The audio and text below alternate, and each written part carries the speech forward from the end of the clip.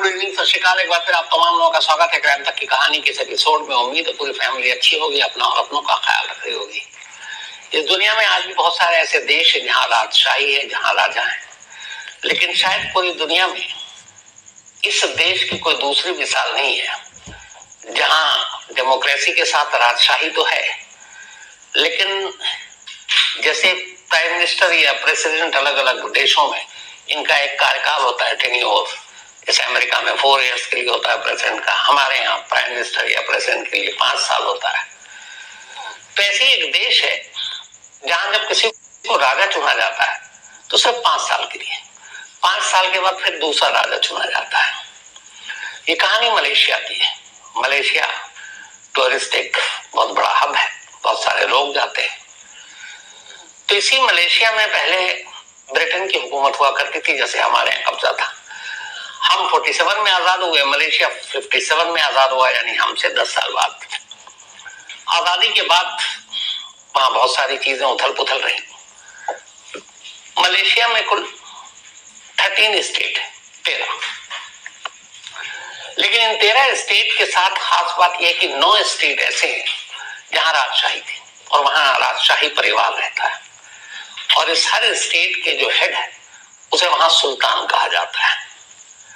तो 9 स्टेट, 9 शाही परिवार, 9 सुल्तान, और उस सुल्तान के अलावा फिर जो क्यू में होता है उसे क्राउन प्रिंस कहा जाता है। अगली बार वही सुल्तान बनेगा। तो मलेशिया का नियम कानून दस्तूर कुछ यूं है कि ये जो 9 स्टेट है मलेशिया के, इन्हीं 9 स्टेट के सुल्तान मलेशिया के किंग को चुनते हैं वोट डालकर। इसके अलावा और कोई वोट नहीं डाल सकता। और ये इन्हीं में से कोई एक सीनियरिटी के हिसाब से राजा बनता है। मतलब कोई बाहर का आदमी भी नहीं बन सकता, राजशाही फैमिली का होना चाहिए। तो ये शुरू से चला आ रहा है कि जो 9 स्टेट हैं, बल्कि 13 में से 9 जहां राजशाही है, उन 9 स्टेट के सुल्तान अपने राजा को चुनते हैं, जो मलेशिया का राजा होता है। हालांकि राजा का वहां पे अब कोई बहुत ज्यादा पावर नहीं है, क्योंकि वहां डेमोक्रेसी है, सरकार चुनी जाती है, प्राइम मिनिस्टर ही वहां मेन होता है। लेकिन ये है कि एक किंगडम होता है, राजशाही है, शपथ दिलाने और बाकी चीजों के काम के लिए, लेकिन कोई बहुत विदेश में भेजने के लिए, लेकिन पावर कुछ नहीं होता। तीनों सुल्तान एक राजा चुनते हैं और वो राजा 5 साल के लिए होता है। फिर जब उसके बाद 5 साल खत्म होता है तो दूसरा राजा चुना जाता है। जैसे अभी मलेशिया में इसी साल जनवरी में नए राजा को चुना गया, जिनका नाम इब्राहिम है, पूरा नाम मैं भूल रहा हूँ। तो इन्हीं 9 सुल्तानों ने वोटिंग करके उनको चुना। वोटिंग का तरीका भी बड़ा खास होता है कि सब पर्ची डालते हैं और जैसे ही उस राजा का चुनाव हो जाता है, उस पर्ची को वही सुल्तान और राजा सब मिलकर डिस्ट्रॉय कर देते हैं, कोई और नहीं देखता है। तो 9 स्टेट के 9 सुल्तान मलेशिया के राजा को चुनते हैं। और इन्हीं 9 स्टेट में से एक स्टेट है मलेशिया में जिसका नाम है पेराक। पेराक कुल 3 करोड़ की आबादी है इस स्टेट की।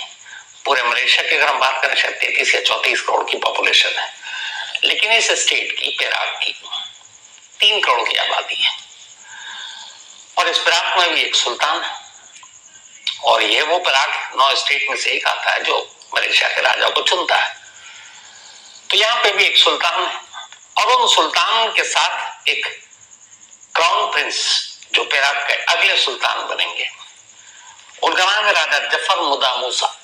तो राजा जफर शॉर्ट पे नाम याद रखते हैं। तो राजा जफर इस वक्त पेराक के क्राउन प्रिंस है और आज की कहानी उन्हीं की है। राजा मूसा की ऑलरेडी शादी हो चुकी है, जफर मूसा, इनकी बीवी, एक बेटा है। लेकिन 2002 में अचानक राजा जफर की मुलाकात एक लड़की से होती है। ये लड़की मलेशिया के एक रईस परिवार की लड़की थी। बचपन से ही बहुत खूबसूरत बड़ी हुई, तो उसकी खूबसूरती की वजह से उसे मॉडलिंग में मौका मिला, फिल्मों से भी ऑफर आने लगा। लेकिन इसी दौरान में राजा जफर की नजर उस लड़की पर पड़ी। उस लड़की का नाम था हसलेजा। हसलेजा की खूबसूरती के राजा जफर दीवाने हो गए। हालांकि हसलेजा और राजा जफर की उम्र में करीब 36 साल का फासला था, लेकिन उसके बावजूद उम्र की कोई सीमा ना हो, वो सारी जो चीजें हैं उन्होंने एक दिन हसलेजा को प्रपोज किया कि क्या आप मुझसे शादी करोगी। अब एक शाही परिवार से ऑफर था, क्राउन प्रिंस है, कल को वो सुल्तान बनेंगे, हो सकता है आगे चलकर मलेशिया के भी राजा बन जाएं, क्योंकि बारी बारी सभी से सुल्तान के नंबर आएंगे। तो हसलेजा ने भी फौरन जवाब दे दिया कि जी मैं शादी करने को तैयार हूं। इसके बाद जनवरी 2002 में राजा जफर और हसलेजा ने बाकायदा तमाम जो रीति रिवाज है उसके हिसाब से थाईलैंड में जाकर शादी की। बहुत ही आलीशान शादी हुई। शादी के बाद अब ये लौट कर आए और हसलेजा जो उनकी दूसरी बीवी थी, यानी अब वो रानी, और उसे शाही महल में छोटी रानी बनाकर ले आए। अब उस महल में ऑलरेडी एक और रानी थी जो पहली बीवी उनकी, उनका नाम था महारानी गुदा नूर महान। तो बड़ी महारानी या पहली बीवी और अब साथ में छोटी महारानी भी महल में आ गई। 2002 जनवरी में शादी हुई थी, सब कुछ ठीक चल रहा था। लेकिन छोटी महारानी के उस महल में आते ही, यानी हसलेजा के आते ही, उस महल में अजीब अजीब चीजें होने लगी। हुआ ये कि महारानी को अजीब अजीब तरह से दौरे पड़ने लगे, बड़ी वाली को, पुरानी वाली को। वो कहती कि कभी मुझे सरकटे परिंदे दिखाई देते हैं, कभी उन्हें बच्चों के रोने की आवाज आती, कभी कमरे में सांप दिखाई देता। मतलब कुछ ना कुछ ऐसी चीजें जो अनहोनी थी। तो शुरू में लगा वहम है, डॉक्टरों को भी दिखाया गया, लेकिन कोई फर्क नहीं पड़ा और महारानी की रातों की नींद उड़ गई, बड़ी महारानी की, और उन्हें लगा कि कुछ गड़बड़ है और ये अजीब अजीब चीजें आ रही हैं, सपने में भी, होश में भी। तो फिर बड़ी महारानी ने अपने एक भाई को बुलाया और उन्होंने सारी चीज बताई और उन्होंने शक जताया कि मुझे शक है कि जो छोटी महारानी जब से आई है महल में तभी ये सारी चीजें होनी शुरू हुई है।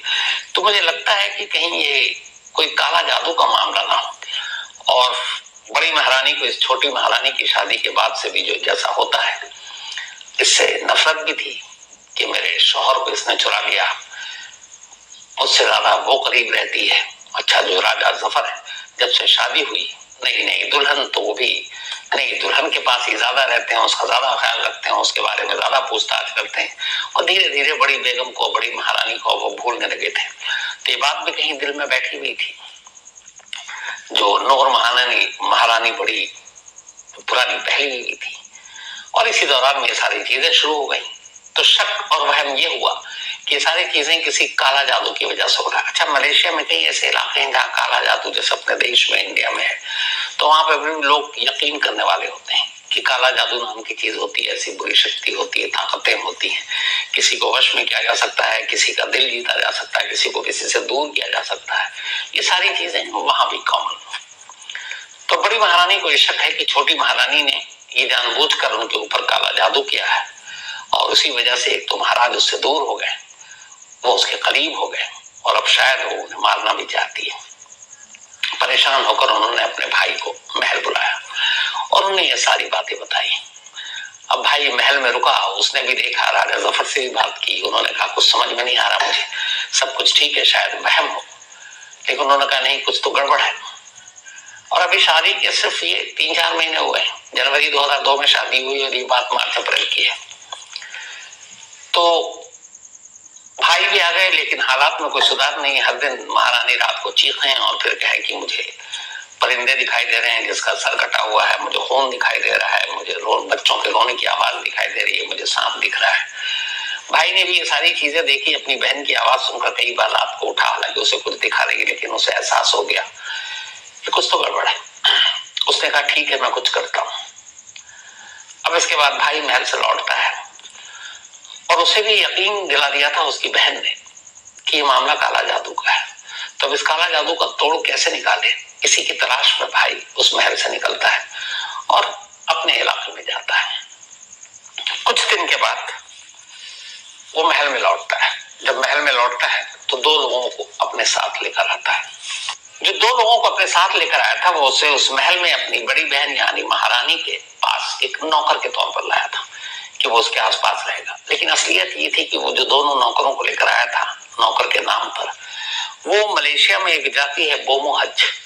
बोमो हज वो लोग हैं जो जैसे अपने यहाँ तांत्रिक होते हैं, तो बोमो हज वो जो जादू टोना टोटका काला मंत्र इन सब में महारत रखते हैं, इसके एक्सपर्ट होते हैं। तो वो लेकर आया भाई दो बोमो हज को कि अगर ऐसा कोई जादू टोना किया है छोटी महारानी तो ये उसका तोड़ निकालेगा। अब वो आए, लेकिन अभी भी धीरे धीरे हालात वैसे ही, हालात सुधर नहीं रहे हैं। करते करते अब अक्टूबर का महीना आ गया 2002। अब शादी के करीब 7 महीने हो चुके हैं, लेकिन बड़ी महारानी की तबीयत में कोई सुधार नहीं आ रहा। 2 बोमो हज आ गए, उसके बाद भी नहीं। अचानक 6 अक्टूबर को 2002 6 अक्टूबर एक रोज छोटी महारानी महल से गायब हो जाती है। अब छोटी रानी महल से गायब, ऐसा हो नहीं सकता शाही परिवार से कोई गायब हो जाए, लेकिन फिर ये हुआ कि कहीं आसपास घूमने गई होंगी, शाम हो गई लौटी नहीं। तो रानी हसलेजा के गायब होने की खबर रात तक जब फैली तो राजा परेशान, पता कराना शुरू किया गया। तो पता चला कि कुछ चश्मदीद थे महल के, उन्होंने कहा कि 2 लोगों के साथ उन्हें गाड़ी पर जाते हुए देखा है, और जिस तरीके से वो जा रहे थे ऐसा लगता था जैसे उनको जबरन गाड़ी में बिठाया गया। अब ये बात और भी थी फिक्र करने वाली। फौरन राजा ने फिर, अब मलेशिया में ये नहीं है कि आपने ताली बजाई और राजशाही वाला वही है कि हाजिर हो, उठाया नहीं। डेमोक्रेसी है वहां पर, चुनी हुई सरकार है, वहां पुलिस है, कानून है, अदालतें हैं। तब ये मामला रिपोर्ट लिखाया गया कि महल से महारानी गायब है। अब पुलिस तफ्तीश कर रही है। इसके बाद अगले दिन पुलिस को महारानी के जिस गाड़ी में ले जाया गया था वो कार एक जगह पर लावारिस हालत में मिली। जब उस कार की तलाशी ली गई तो पुलिस को अंदर से कुछ महारानी के नाखून, बाल कटे हुए, कुछ खून के धब्बे गाड़ी में मिले। जब खून के धब्बे मिले तो पुलिस वालों के भी सब रोंगटे खड़े हो गए, उन्हें लगा कि कुछ गड़बड़ है।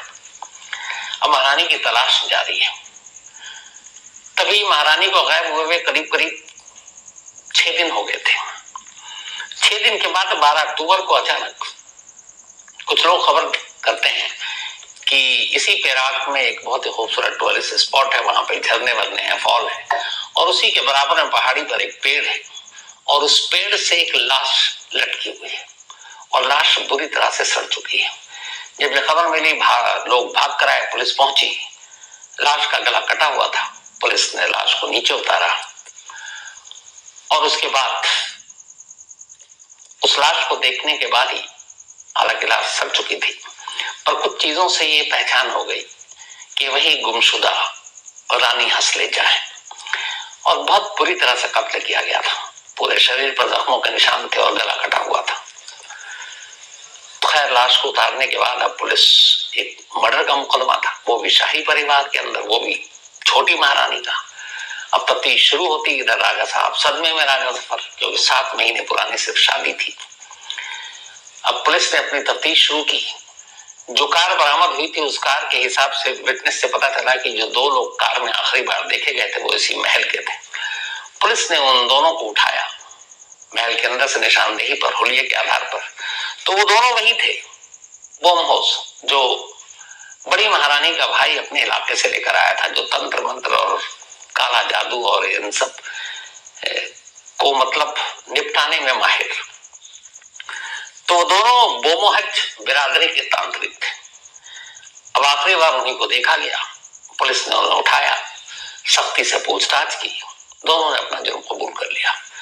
उन्होंने कहा कि हमने ही छोटी महारानी का कत्ल किया है, हम उन्हें लेकर गए थे किसी बहाने से, और फिर हमने उनका गला काटा और उसके बाद लाश को एक पेड़ से लटका कर, ताकि वहां किसी की नजर ना पड़े, और चले आए। अब 2 लोग अपना जुर्म कबूल कर चुके थे। इधर शाही परिवार में एक छोटी महारानी का कत्ल, मलेशिया के अखबारों में सुर्खियां, ज्यादा पुरानी बात नहीं है, सिर्फ 22 साल पुरानी बात है। तब तक ये न्यूज चैनल वाले सबकी बाढ़ आ चुकी थी, सोशल मीडिया इतना हावी नहीं था। अब हर तरफ सुर्खियां, खबर, अजीब अजीब बातें हो रही है। इसके बाद उन दोनों ने अपना जुर्म कबूल कर लिया। उसके बाद पुलिस ने पूछा कि भाई को मोटिव तो होगा, अभी तक कोई कह रहे हमने कत्ल किया, आप हमें जो भी सजा देनी है दे दो, मोटिव नहीं बता रहे। अब राजा साहब ने कहा नहीं, मोटिव तो पता करो। तो सुल्तान, मतलब उस वक्त वहां के राजा जफर, सुल्तान जफर। तो पुलिस ने, मलेशियन पुलिस ने, पेराक की पुलिस ने उन दोनों से फिर सख्ती से पूछताछ की। उसके बाद उन्होंने एक सनसनीखेज खुलासा किया। उन्होंने कहा हमने छोटी रानी का कत्ल तो किया है, लेकिन ये हमने बड़ी महारानी के कहने पर किया। अब ये सुनकर पुलिस वाले की भी होश उड़ गए। मामला शाही परिवार का है, मामला क्राउन प्रिंस की वाइफ का है। यही क्राउन प्रिंस आगे चलकर पहले इराक के फिर मलेशिया के किंग भी बन सकते हैं। अब क्या किया जाए? लेकिन जो दो कातिल हैं वो एक्सेप्ट कर रहे हैं कि हमने ये बड़ी महारानी के कहने पर किया है। अब तार ये जोड़ रहे हैं कि ये दोनों कातिल उसी जगह से, उसी इलाके से वही भाई लेकर आया जहां से बड़ी महारानी है। तो क्या किया जाए? बात इराक के राजा तक पहुंची। अब ये क्राउन प्रिंस है राजा जफर, जिनकी दूसरी पत्नी का कत्ल हुआ है, जो उनके फादर हैं, वो वहां के इराक के राजा है। अब पुलिस वहां तक पहुंची कि बताए क्या किया जाए। तो उन्होंने कहा कि ठीक है, जो कानून के हिसाब से आप कर सकते हैं आप कीजिए। इसके बाद पहली बार इराक के इतिहास में वहां की रानी को पुलिस ने गिरफ्तार किया, इल्जाम छोटी रानी के कत्ल का।